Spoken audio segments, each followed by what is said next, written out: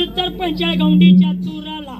सोमराया पाटील यांनी त्या ठिकाणी गुरु सोनार शीत त्या वेळेला जमागोळा घ्यायला सगळी जमागोळा झाली त्यांच्या समोर राहून त्या ठिकाणी बाबांनो या गावाला मी जागा जाऊतो तुम्हाला घर बांधायचं माझा हायवर कशी अवधीला असं लागलं होतं दोघं बोलायला अरे गौंड्यातला गौंडीने त्या ठिकाणी सुतारातला सुतार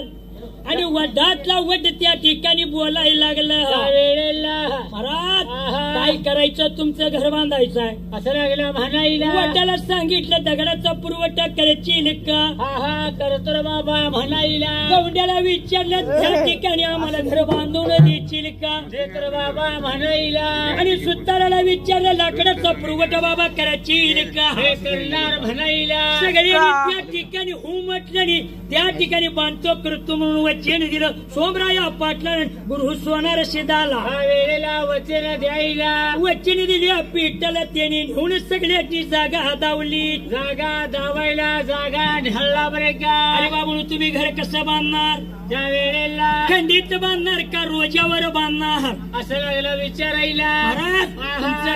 गौंड्यानं सांगितलं घर बांधतो वड्डानं सांगितलं दगडाचा पुरवठा करतो सुतारानं सांगितलं लाकडाचा पुरवठा मी करतो